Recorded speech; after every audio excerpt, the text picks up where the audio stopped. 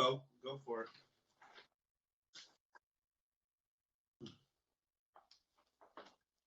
Hello, David. What's up, Omar?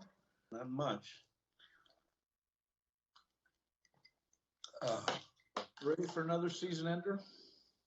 Yep. It's my favorite time of the year.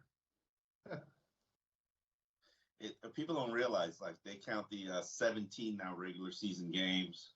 Don't forget, I got OTAs, I got training camps, I got mini camps, I got off-season free agency.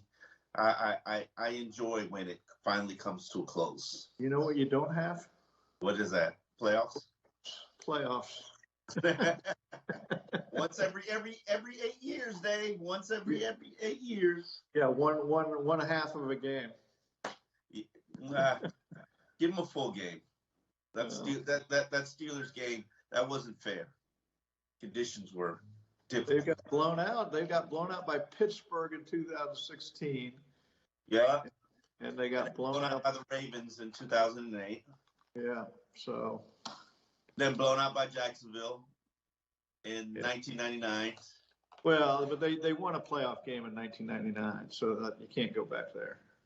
Hold on, wait a minute. Marino won a playoff game before his last game? Yeah, they played a Sunday evening game in Seattle, flew back across the country, and played a Saturday early afternoon game in Jacksonville. So I mean, look, they weren't going to beat Jacksonville, but the whole itinerary didn't help them either. Yeah.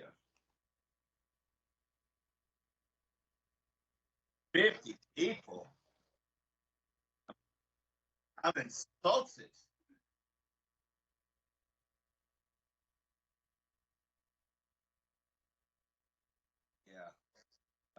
Yeah, hold on one second. Give me.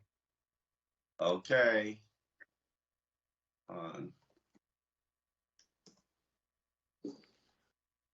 All right. It's Dave. I blame Dave. He didn't give me a retweet. I gave you a retweet, Omar. Oh. I gave it to you. 50 people. That means everybody just quit on the season. Jesus. Can you blame them? Do you fans want the team to respond with this nature? They just don't want to be hit over the head with doom and gloom. You know, it's like I don't have doom and gloom. When there's happiness. All right, we're ready. Oh, no, didn't take my sip. Yeah, all good.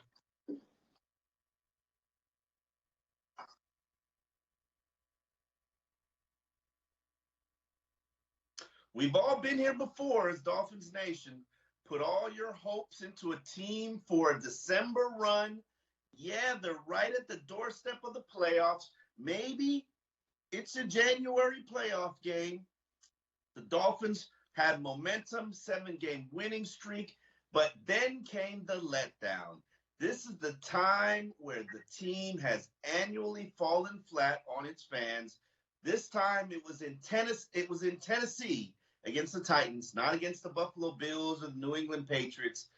The Titans pulled off a 34-3 victory over Miami in embarrassing fashion. The team was a disaster in all three phases of the game. Miami was putrid. The defense got dominated. Special teams was a letdown, just like this franchise. After 7 straight wins, the Dolphins were brought back to reality by the AFC South Division champs and possibly the number 1 seed, the Ryan Tannehill-led Tennessee Titans, who all they've got to do is beat Houston in the season finale on Sunday. Now, Dave, the Dolphins were beaten badly in a game that they had to win to make this Sunday's game against New England relevant. Where is this team, Dave? Are we looking at another rebuild ahead? No, you're not looking at a rebuild because I don't think anybody's going anywhere. I don't think there's going to be any. I mean, I'd be surprised if anybody gets fired. So you're going to get the spackling and the smoothing and the repainting of jobs and They have a defense that can win, and their offense is awful. And so all resources this offseason will go into the offense. And number one question is, what do you think of Tua? The offensive line has got to be redone, either philosophically or coach-wise, or and when I say philosophically, I mean you don't go out, okay, we're done drafting guys. We are going to buy a couple free agents who we know who they are, we know they're good, and stick them in there, and they're ready to roll. So, those to me are the big questions of how they address gaping holes. Yeah, I don't know if this is a rebuild, but as you stated accurately, I think the offense took a major drastic step back from the Chan Gailey offense last year. Their numbers are down. I think they're below league average, and average means you're the 16th best team in the NFL in every offensive statistical category except for third down efficiency, fourth down efficiency, red zone efficiency, and goal to go, which means they can score or execute in clutch situations. It's just everything else is horrible, which I don't really know how you put it that way. But, yes, Tua played a bad game, and we'll discuss that against Tennessee Titans. I think the weather and the elements played a major factor in that. And you made a great point in your column. I'm not necessarily certain Tua is built to play in cold and rainy conditions. But then again, every team you play in the AFC East plays in cold and rainy conditions in December. Cold, snow, and rain in December in Buffalo and New York and New England. But to me, that game against the Titans, the defense let you down. The offense did nothing, but the offense does nothing every week, generally. I mean, that's what you can really count on. They're not going to do anything. And the defense, they buckled to a Tennessee Titans team that just pummeled them on the ground and couldn't get pressure on Ryan Tannehill, which is not a surprise to me because, as I said last week in X's and Omar, you're not going to beat Tannehill with the amoeba blitz. You're not going to put 7 and 8 on the line and have him guess who's coming and who's going and leave your cornerbacks and safeties one-on-one with all his weaponry because Tannehill can beat that. So he had an efficient, effective day. Yeah, I'd say, the defense hung in there. At the end of the fourth quarter, they got run over. But it was 10-3 late in the third quarter. And no, I disagree with you because in the third quarter, they let Tennessee have 2 drives that ate up the whole quarter. Yeah, I mean, that's true. And by the time the Dolphins got the ball back in the fourth quarter, they were down 21 points. And yes, here's the thing. The standard for this defense is way up here because, coming into that game, they've been one of the hottest defense in the NFL, and you'll say it's the caliber of quarterbacks and caliber teams that they've been playing. And there's some merit to that, but there's no excuse for the way they played in terms of getting 198 rushing yards to a guy who got signed a month ago. Like that's not okay. Well, here's Omar.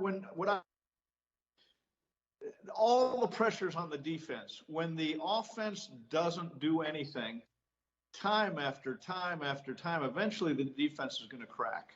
Yeah. And to me, that's what happened against a good Tennessee team. You can hold backup quarterbacks, fourth-string quarterbacks.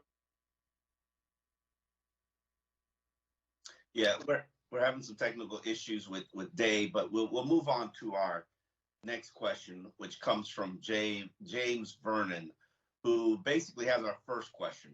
We went from positivity to the end of the world, all because of one result. What's the true situation? It's hard to say that, you went from 1-7 to where you are now, where you win 7 straight games. You lost 7 straight, you win 7 straight. I think Dave Hyde, who has rejoined us, put it eloquently to me last year when you said you were taught to take out the best and the worst, and what it truly is what's lumped in between. And I think that this team is a team that can beat the non-contender teams and gets embarrassed by the contender teams.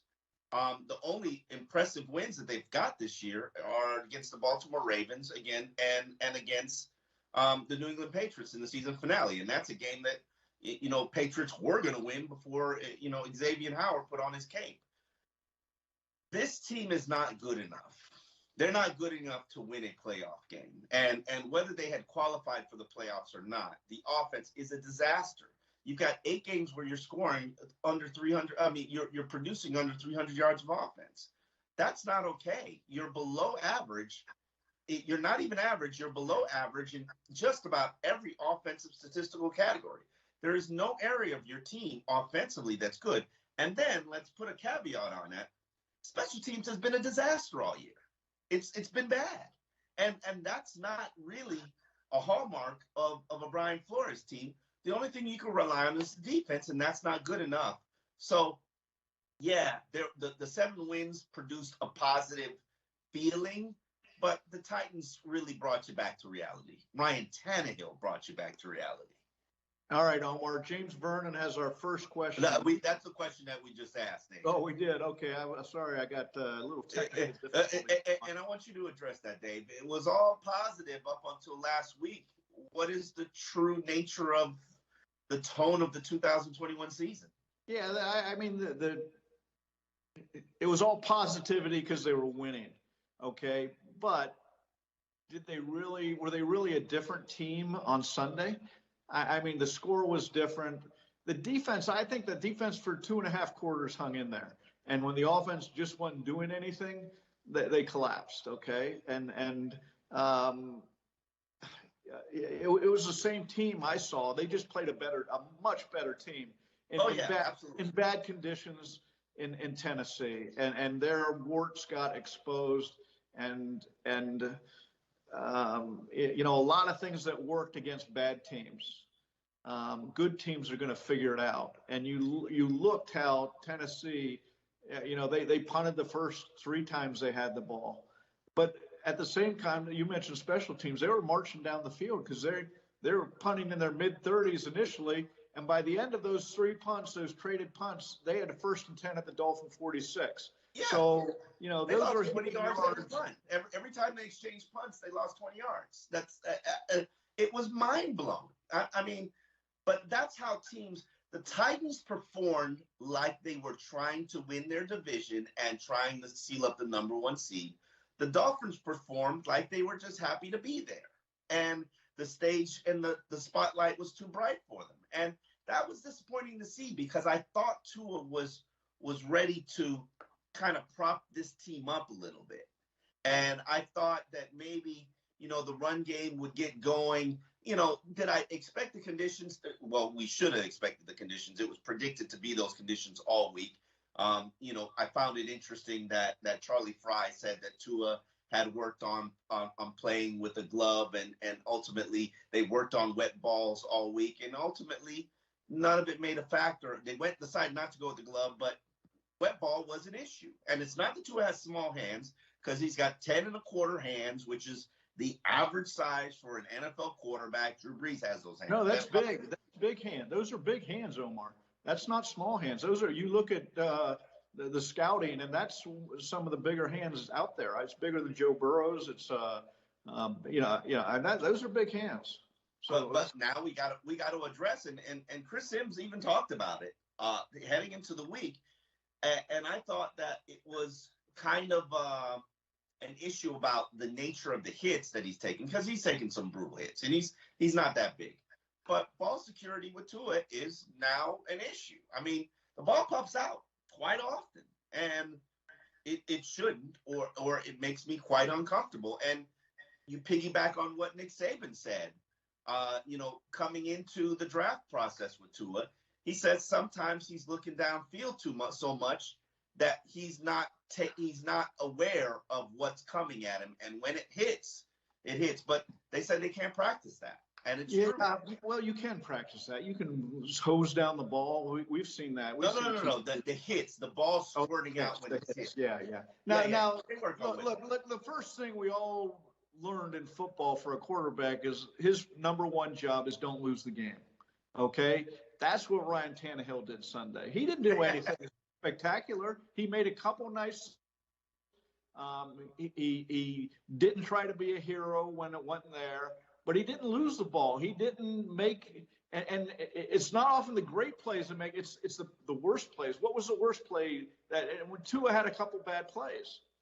I don't think Tannehill had a bad play. No, he didn't. The game manager, and I hate when people sit and talk about a game manager like they're eating pork and beans, and it's like or spam. No disrespect to those who love spam, or pork and beans. I could make a good pork and beans with a little hot dog, but you need beef hot dogs. But here, game manager, there are 6, maybe we'll be generous, 8 quarterbacks who you can put a team on their back and they will carry them to the postseason, if not the championship. The rest of the pack is game manager or filler.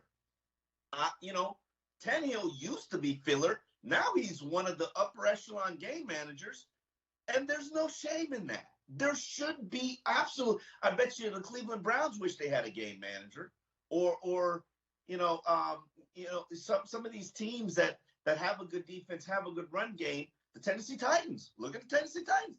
They will be the number 1 seed in the AFC. Number 1. In what world would I tell you that Ryan Tannehill would have left the Dolphins, taken a team to the AFC Championship game, and won 2 AFC South Division titles, and then now has the number 1 seed in the AFC? Ryan Tannehill. Omar, can we go back in the Wayback Machine? The first question is, where did this rebuild go wrong? Would you rather have the players they gave up and the Minkah Fitzpatrick, Laramie Tunsil, Ryan Fitzpatrick? Would you rather have that team to build with or this one? Minkah Fitzpatrick. Do I get to keep the draft picks from this year?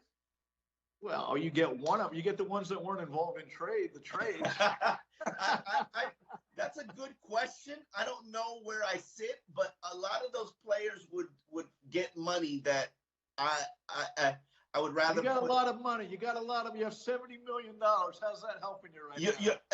No, I would rather have this team because Ryan Fitzpatrick wouldn't have stayed healthy, just like he didn't stay healthy for a while. Let me throw a real quick pork and beans story. When Nick Saban was about to leave the Dolphins, he had Wayne Huizenga and his wife and the wives over for dinner. And Nick Saban and his wife served pork and beans. True story. Honest to God, true story. Here are these billionaires, the greatest coach in college football history, and a billionaire NFL owner being served pork and beans and talking about the future. Honest story. Okay. Mr. Larry has our next question. Why does this franchise consistently fail to show up for big games when the playoffs are at stake? They have never been competitive in the games that matter. Well, that's not true. They were competitive in 2008 and 2016 in the games that mattered. I think that in 2008, there was no Tom Brady.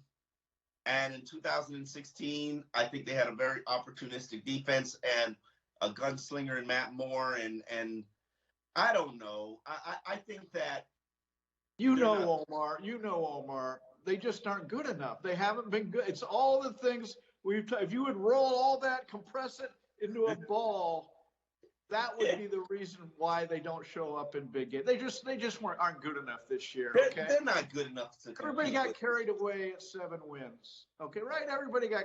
Oh, look what they're doing. Resilient. They're tough. Well, they're not good. A tough team and all, but they're not that talented. We used to say defense wins championships. Offense wins championships in this era. Offense wins championships. The top 12 scoring offenses are in the playoffs right now. 7 of the top 10 defenses are in the playoffs. Okay, you can't be awful. Defense won the Tampa Bay Buccaneers championship. So you can always find your example if you want. Okay, you could say you don't need a great quarterback to win a Super Bowl. But okay.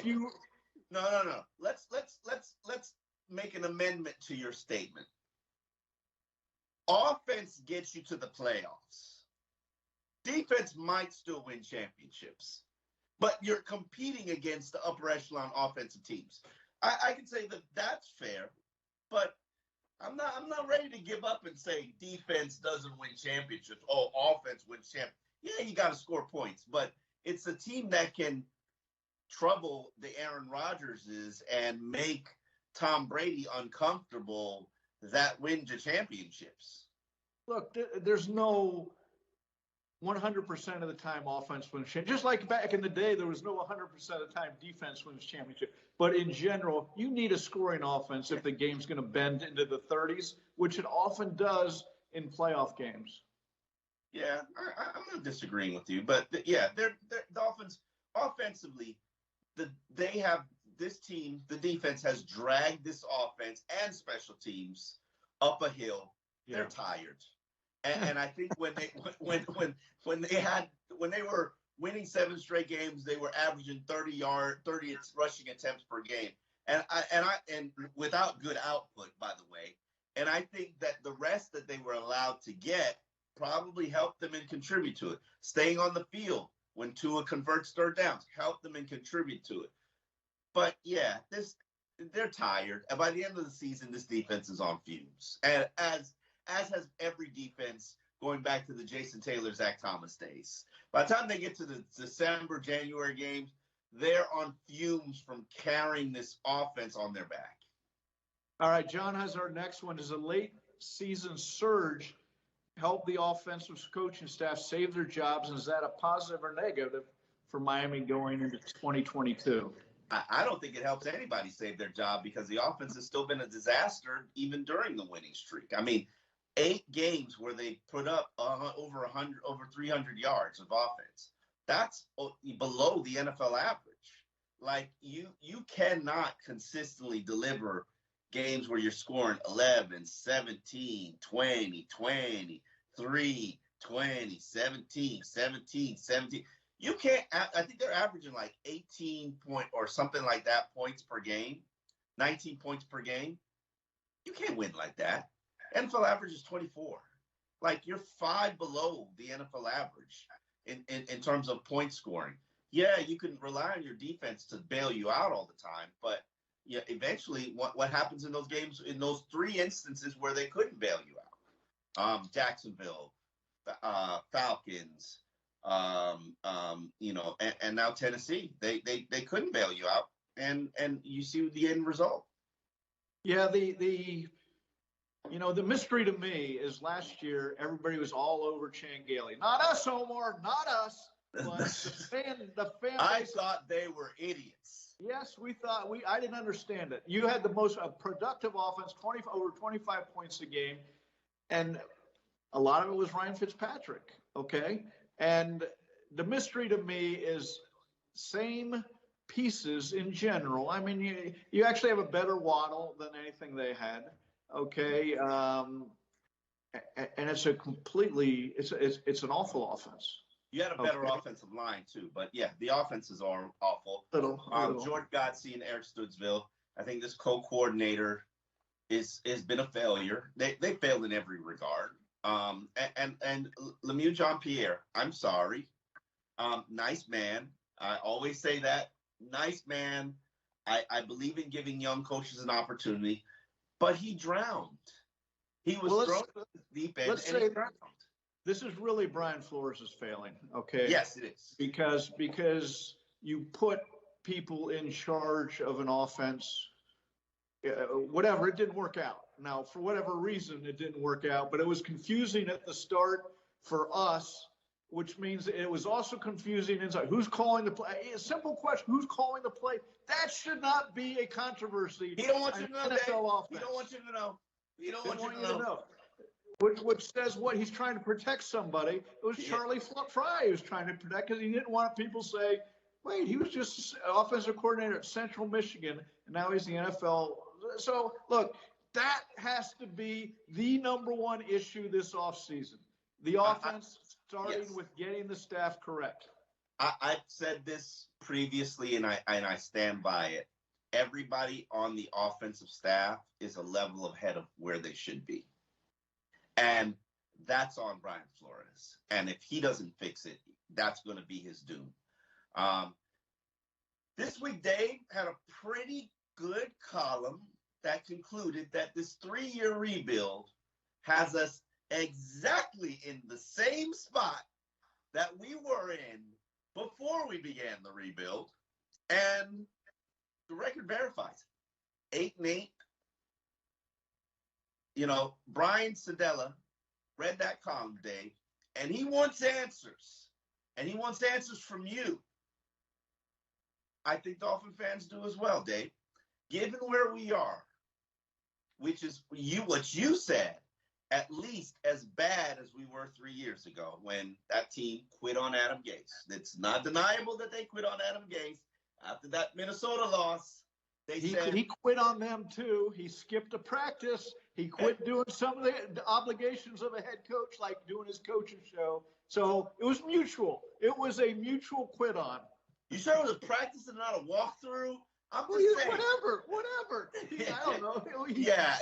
Listen, from what I was told that year, after the Minnesota loss, the defense got so tired of him throwing them under the bus after the offense crapped themselves every single week.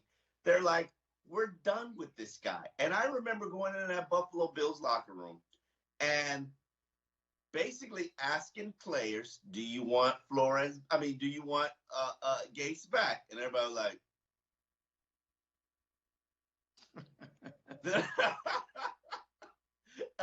like nobody wanted him back. And that's where we began this process. But what I find troubling about this rebuild, and from the very beginning, I understand that everybody's in lockstep, and I do believe that. I think we don't see the same kind of What were they doing? Were they tanking or were they not tanking? The front office was tanking. The coaching staff, if they lose the second to last game, which was very losable to Cincinnati. Cincinnati, right? They lose that. They got Joe Burrow today. I mean, so they would have screwed up and beat New England. They said they were in lockstep, and they kind of were in lockstep. And look, I understand Brian Flores. The whole idea of tanking, I do not agree with. It's not a model to have a winning organization, in my mind. Okay? Lesson learned. But if you're going down that path, if that's the path that the franchise has chosen, you know. I mean, let's. And I hate when we go back and forth about whether. Yeah, I know. When the ball was kicked off, Brian Flores wasn't tanking. Right. Now, Monday through Sunday at 1 p.m., he was tanking, and just the decisions that they made. They would sign a Zach Sealer claim him on a Tuesday and start him on a Sunday. Now, this year, you ask Brian Flores if a guy who just showed up here could play. And he's like, no chance. Well, you did it all year in 2019. Well, their roster hopefully has progressed from that, too. I mean, that's the idea, right? They're not that team anymore. Listen, they didn't need to see a Munson perform or start. They just wanted to because they were like, well, this season doesn't matter. Let's just see. Let's just throw it in there. But, Dave, if we're not any further than where we were 3 years ago, is it time to flush Chris Greer and head coach Brian Flores and start over? You know, I really don't want to do that. I really don't want to start over. At the same time, if you're asking me, can Chris Greer pick the right quarterback, throw the dart and get the right quarterback? All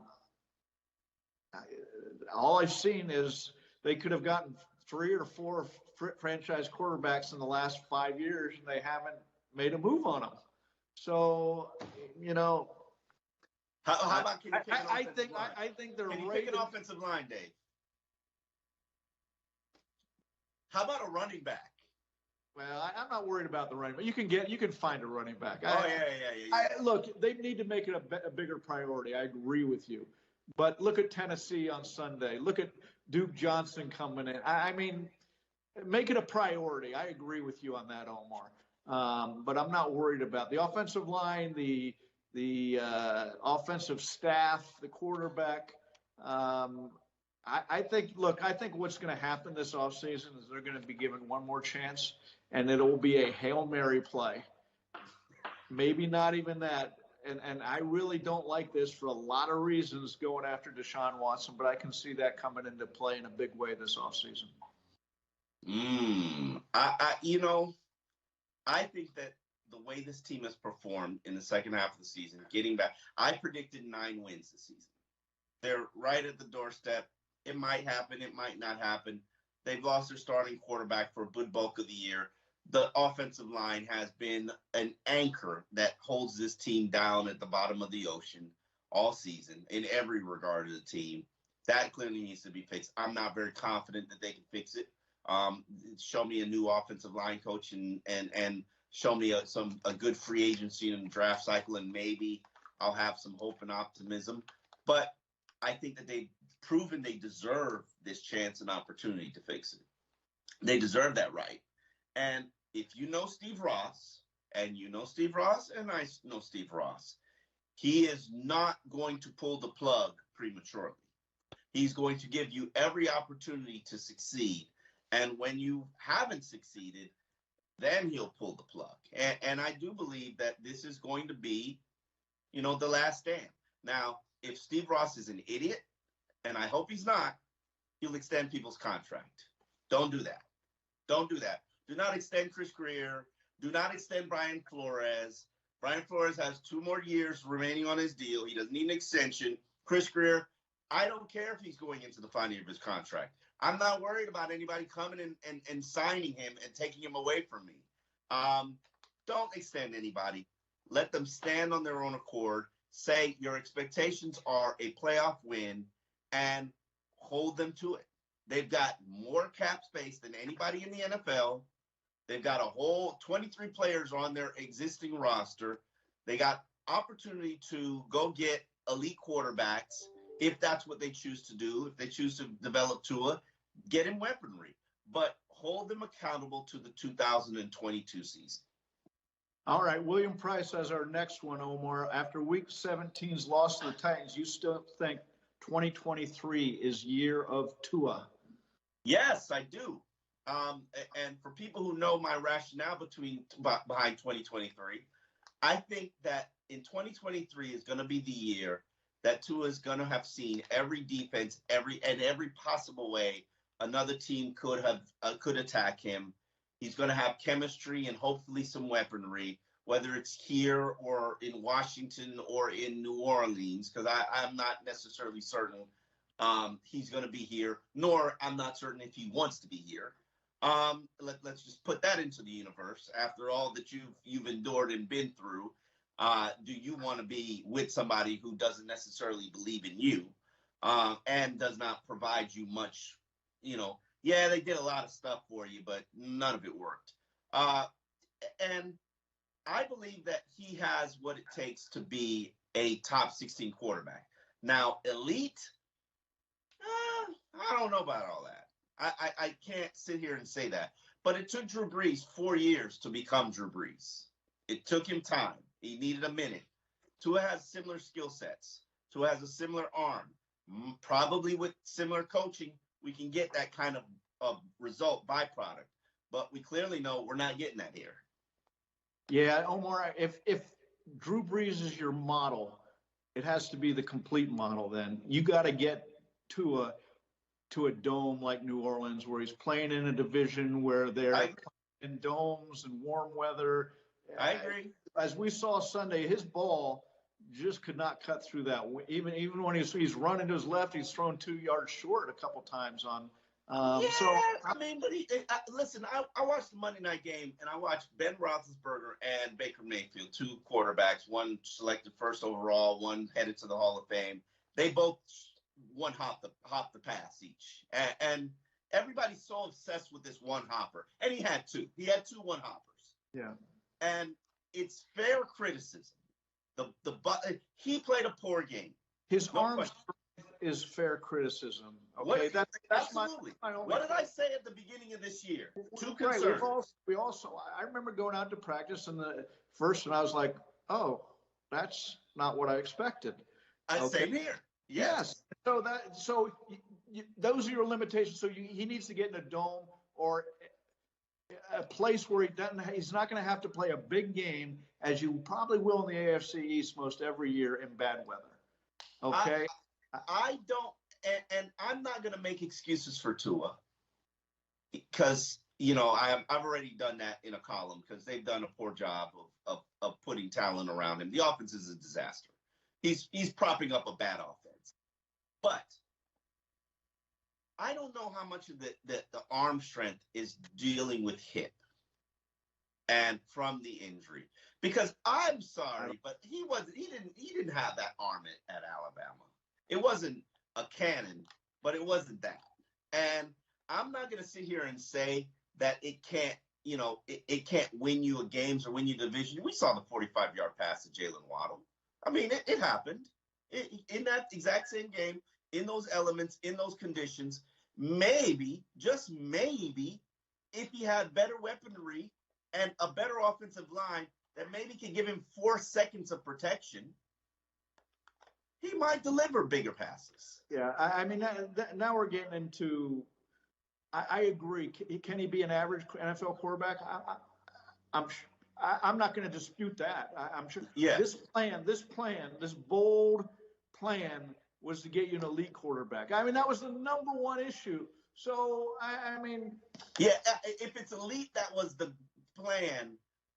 I think it was to get a young quarterback to build around. That was the plan. I was told, no matter what, we're going to get the quarterback. We're going to get that great quarterback that every team wants. That was the whole. That was the whole. They've lost 3 seasons now, and I know Dolphin fans. Oh, next year, 2 years from now. At some point, it's about winning now. Now.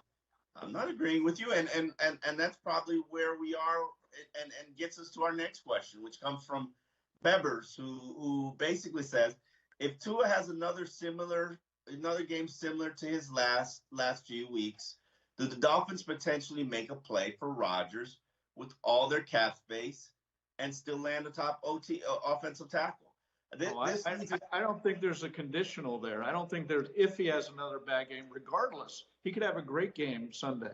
Look, everybody's putting it on the media. The media is saying this. The media is saying Rodgers. The media is saying Deshaun Watson. Let's not start there. The higher-ups in the Dolphins have admittedly gone after Deshaun Watson. Steve Ross wanted to talk to him before the trade line. Chris Greer talked about why they were in the conversations for Deshaun Watson. That's all you need to know. They're not sold on Tua. And rightly or wrongly, okay, they're not. And they haven't been. And they're going to go after. Why wouldn't they go after Aaron Rodgers? Say you have $70 million. Everybody in the league should be going after Aaron Rodgers if he's available. Russell Wilson too. $60 million, Aaron Rodgers. Come on down. Russell Wilson too. Russell Wilson. I completely agree. Yes. I don't think he's going to come here because he's sort of a supporter of Tua. So I'm not necessarily he's going to steal Tua's team. But he said last year he didn't want to come to South Florida because the inference was it's a party scene. Players just want to go there to party. Not him in his words, but his handlers. Right. And that's not fair nor true. But hey, listen, you say whatever you need to say. Deshaun Watson, I mean, they're going to be, and I put Jimmy Garoppolo in the mix as well, because I think they're going to be 4 upper tier. I like Jimmy Garoppolo. I think Jimmy Garoppolo, everybody who knocks Jimmy Garoppolo, it's always about his injuries. That you're back to whatever. You're back to an average quarterback. Okay. So you're elite or nothing. Boy, I am shooting for elite. Okay. Which I look, they're long shots. I get it. They're long shots. Benjamin has our long shots. Yes, but should you shoot for him, Dave? Yes, absolutely. You got to shoot. Rogers, yes. Absolutely. Russell Wilson. Yes. Deshaun Watson. You know, I really wrestle. I really wrestle with everything Deshaun Watson's done. Let's say he gets his legal situation settled. I mean, he pays everybody off? Yes. You know, I'm gonna have to sit back and put my feet up and watch that one play out. I'm not comfortable with it. I don't disagree with you because I've become incredibly more uncomfortable with it after learning why he wants to be in Miami. Yeah. And I'm not. It makes me a little queasy, to quote Joe Philbin. And the fact that he's the second highest paid player in the NFL next year, I'm not giving up a huge amount. I don't understand. Like the report was that Miami was giving up 3 1s and 3 2s for Deshaun Watson. That ain't gonna happen. That's got to be ridiculous. There's no possible way. No. As I've said before, the clock's ticking on Houston. Absolutely. They are not going to. They can't have $40 million on their salary cap. That they are not going to. He's not going to be a player of theirs, and they will be as you get closer to the start of the next year when the salary cap kicks in. They will be. It'll be a fire sale for Deshaun Watson. Absolutely. Benjamin's got a good one. What's harder to find, an elite QB who gives you a chance every year or a whole roster full of all pros who just needs a game manager, Dave? What's harder to find? The Dolphins haven't found any of them. So you know, look. I think they've had some good rosters. There's 5 as a GM told me decades ago, there's 5 quarterbacks out there everybody wants. If you have one, you're doing everything you can to keep him and put people around. If you don't have one, all your work goes into getting one of those 5. Okay, the elite quarterback's the hardest thing to get in the NFL. So the answer to the question, you can get it. Look at Denver; they have all pros. Look, Indianapolis, they have all pros. So the question is right there. Tampa Bay had all pros. Indianapolis got a former elite, repurposed him. Had an accident. He's not elite. He's not elite.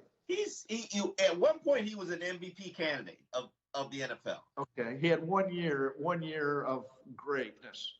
Okay, let's look at the Matt Staffords, and this is an interesting one because nobody really wanted Matt Stafford.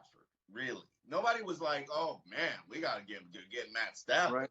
The Rams looked at him and said, "Give him to me," and all of a sudden he made a very good team, an elite team. And my thought with that is, and then look at Carson Wentz. Nobody was backing down the Brinks truck for Carson Wentz except for Indianapolis, who had an existing relationship.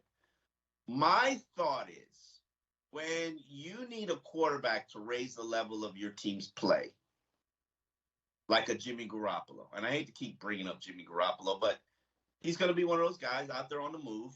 He's got history with Brian Flores. He's a pretty reliable quarterback when he's healthy. He's not healthy all the time. He's the Devontae Parker of NFL quarterbacks.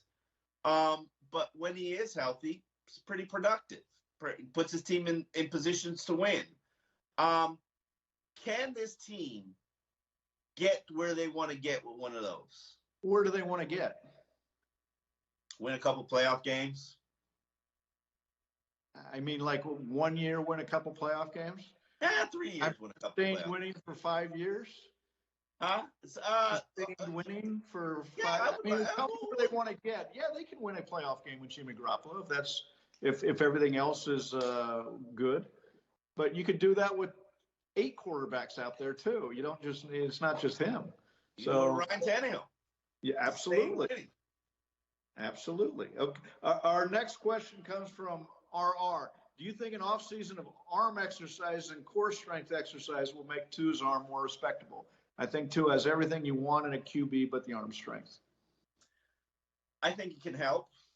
He supposedly got it last offseason, and we're where we are here. The arm is better than it was at the end of last year, and no doubt about it. I think another year removed from the hip injury, maybe the arm improves. David Fales was the one who told me Pilates, which is a very good exercise is great. I'm trying to get back on my reformer and get back to Pilates once a week. How's your arm? How's your arm, Omar? Might be able to throw it 25 yards.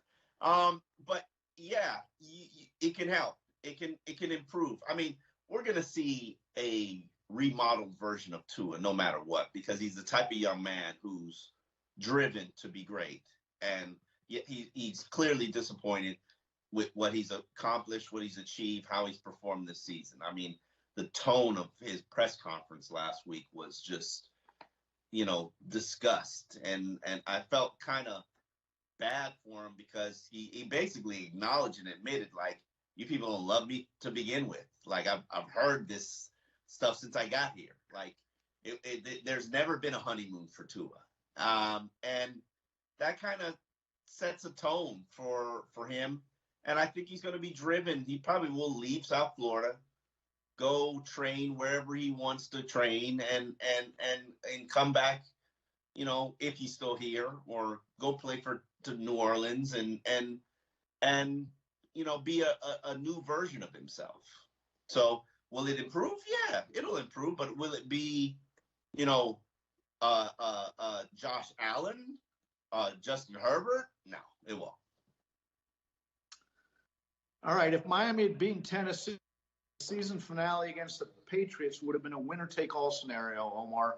But the Patriots have already punched their ticket into the postseason, rebounded from last year's disappointing season, courtesy of a record-setting spending spree last offseason and a rookie quarterback named Mac Jones. How did New England get the rebuild done in one season while Miami has been on a never-ending rebuilding cycle since 1999? I think we can look at our head coach of Brian Flores, who spent 15 years in New England, working his way up that organization, as a perfect example of how New England did it. Coaches like Brian Flores were doing their time, putting in the work, continuity, polished coaches. And that's what the Patriots have on their staff. I was not a big fan of what they did this offseason in terms of their spending spree. I believe it's $156 million, which passed Miami's 147 the previous season. Paying Davin Godchow $8 million just made absolutely no sense to me. But lo and behold, the Patriots are winners. And they beat up probably the worst division in football. Is the AFC still the worst division in football? Or is it South? You got the South. You got the NFC East other than Dallas. You can say Philadelphia. I don't know. But look, the Patriots have plus 168 in point margin. Plus 168. That's the second best in the NFL behind Buffalo. So, I mean, the Jets are awful in the East, but it's what they've done is makes you jealous if you're a Dolphin fan because Hall of Fame coach, man. They aren't a championship team right now. Not with a rookie quarterback who, whatever you think of him, he's got his team to the playoffs.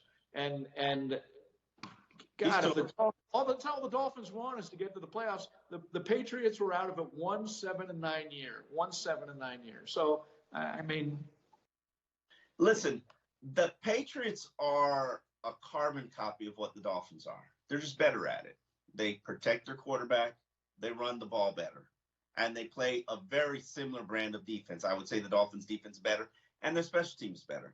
You want to get to the Patriots ranked number 1 in the league in scoring defense. So, yeah, I mean. So, yeah. I mean, they got it up and running again. Not the championship level, because you're not going to win a championship with a rookie quarterback. But could they win a playoff game? Yeah, and that'd be a good year for them. Totally depends on who they play. Yeah. Our next question comes from Bradley, who asks, it seems like this regime is going to get another season. Can anything happen in the last game that would change that, Dave? Well, let me say this. One thing we know about Brian Flores' teams, they come to play hard. Okay, no matter, the first year they went up and they won the last two games of the year. Since hit Cincinnati here, New England up there, which really hurt New England's playoff chances that year. Okay, New England needed that game. So can anything happen? I just don't see anything happening that you would say, oh my God, what a disaster! Everybody's going to get fired. I don't think it's either A, going to be that game, or B, going to be that meaningful in the bigger picture that's already drawn. I think Steve Ross looks at this 7-game winning streak and says to himself, like, this is proof that it can get done. We've missed in some areas. The Will Fuller signing was a complete bust. The offensive line, we've made some poor draft picks. We've made some poor decisions trading away Eric Flowers.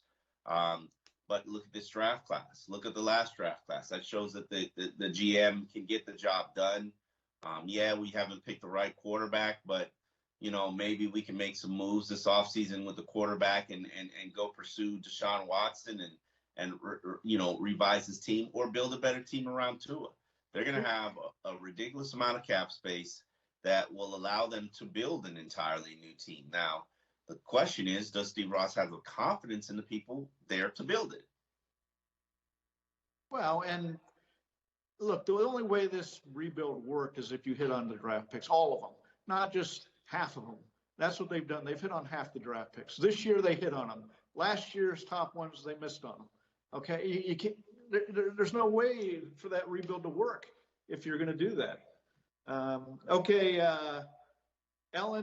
Ellie Thielen asks, while I'm sure Flo will have everyone ready for Sunday's game, which Dolphins players and coaches should be looking at this game as their last chance to make a case for a roster coaching spot next year?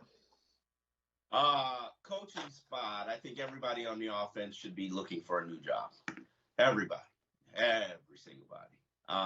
Not to say that Brian Flores can hire better, because that's certainly been a challenge and will probably continue to be a challenge.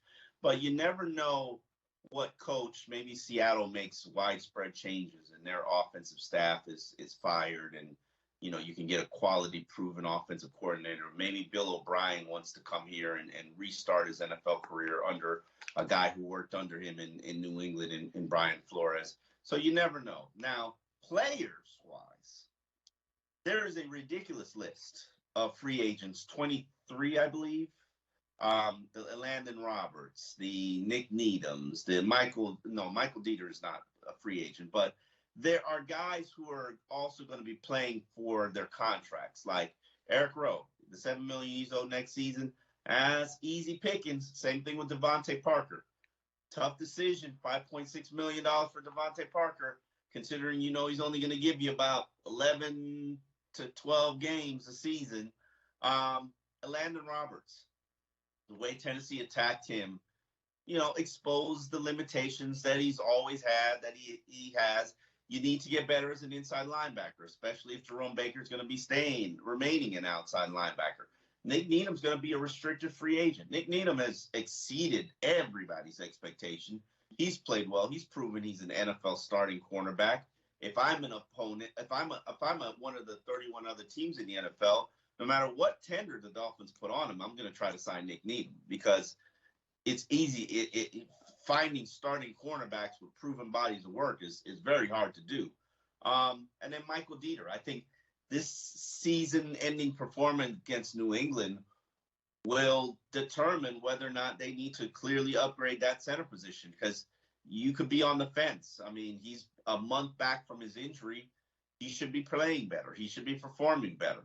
So there are so many guys, not even the free agents like the Durham Smites and the Mike Gesicki and Emmanuel Ogba, but there's so many guys where you just don't know what's going to happen with this team. It's going to be a completely different team, and you got to earn your keep.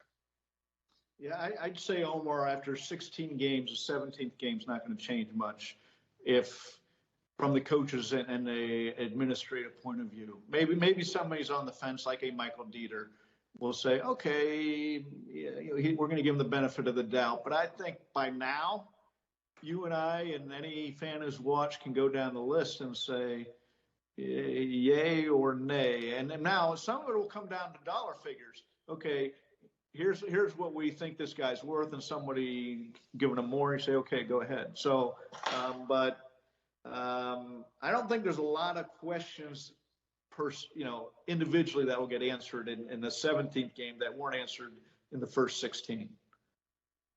Yeah, 14 million for Mike Gesicki, 71 receptions, 758 yards, 2 touchdowns, Dave. Rightly or wrongly, they have said, Mike Gesicki, that they don't value him at that level. Okay. Rightly or wrongly, that's what's been said. Okay. You can see how they've used him and how they haven't used him. And he's going to go somewhere probably, I would imagine.